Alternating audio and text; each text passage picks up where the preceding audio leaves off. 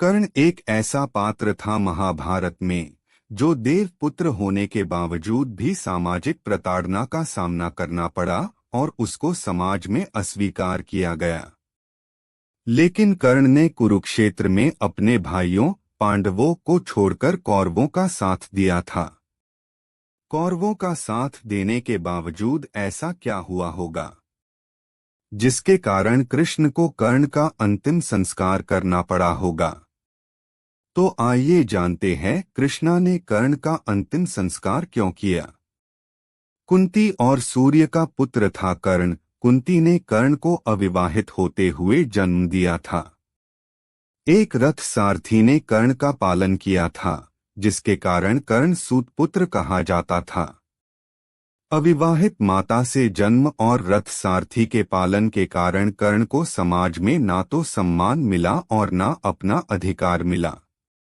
कर्ण के सुपुत्र होने के कारण द्रौपदी, जिसको कर्ण अपनी जीवन संगनी बनाना चाहता था, उसने कर्ण से विवाह से इनकार कर दिया था। इन सब कारणों से ही कर्ण पांडवों से नफरत करता था और कुरुक्षेत्र युद्ध में कौरवों का साथ दिया था। भगवान कृष्ण कर्ण की मौत का कारण बने। भगवान कृष्ण ने ही अर्जुन को कर्ण के वध का तरीका बताया था। इसी तरीके से ही कर्ण का वध हुआ। एक दानवीर राजा होने के कारण भगवान कृष्ण ने कर्ण के अंतिम समय में उसकी परीक्षा ली और कर्ण से दान मांगा। तब कर्ण ने दान में अपने सोने के दांत तोड़कर भगवान कृष्ण को अर्पण कर दिए। इस दानवीरता से प्रसन्न होकर भगवान कृष्ण ने कर्ण को वरदान मांगने को कहा।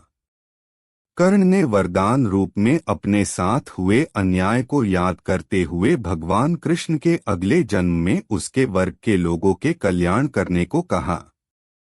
दूसरे वरदान रूप में भगवान कृष्ण का जन्म अपने राज्य लेने को मांगा और तीसरे वरदान के रूप में अपना अंतिम संस्कार ऐसा कोई करे जो पाप मुक्त हो।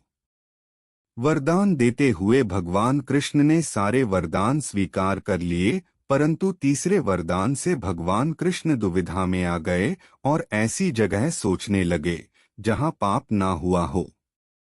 परंतु भगवान कृष्ण को ऐसा कोई जो पाप मुक्त हो यह समझ नहीं आया।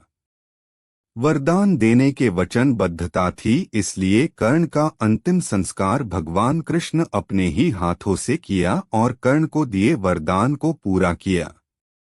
इस तरह दानवीर कर्ण का अधर्म का साथ देने के बावजूद भगवान कृष्ण को कर्ण का अंतिम संस्कार कर उनको वीरगति के साथ बैकुंठ धाम भेजना पड़ा था। कर्ण को गोद लेने वाले उसके पिता आधीरथ चाहते थे कि कर्ण विवाह करे। पिता की इच्छा विश को पूरा करने के लिए कर्ण ने रुशाली नाम की एक सूतपुत्री से विवाह किया। कर्ण की दूसरी पत्नी का नाम सुप्रिया था। सुप्रिया का जिक्र महाभारत की कहानी में ज्यादा नहीं किया गया है। रुशाली और सुप्रिया से कर्ण के 9 पुत्र थे। वृषसेन, वृषकेतु, चित्रसेन, सत्यसेन, सुषेण, शत्रुंजय, द्विपात, प्रसेन और बनसेन। कर्ण के सभी पुत्र महाभारत के युद्ध में शामिल हुए, जिनमें से 8 वीरगति को प्राप्त हो गए। प्रसेन की मौत सात्यकी के हाथों हुई। शत्रुंजय, वृषसेन और द्विपात की अर्जुन, बनसेन की भीम, चित्रसेन, सत्यसेन और सुषेण की नकुल के द्वारा मृत्यु हुई थी। वृषकेतु एकमात्र ऐसा पुत्र था जो जीवित रहा। कर्ण की मौत के पश्चात उसकी पत्नी रुशाली उसकी चिता में सती हो गई थी। महाभारत के युद्ध के पश्चात जब पांडवों को यह बात पता चली कि कर्ण उन्हीं का ज्येष्ठ था, तब उन्होंने कर्ण के जीवित पुत्र वृषकेतु को इंद्रप्रस्थ की गद्दी सौंपी थी। अर्जुन के संरक्षण में वृषकेतु ने कई युद्ध भी लड़े थे।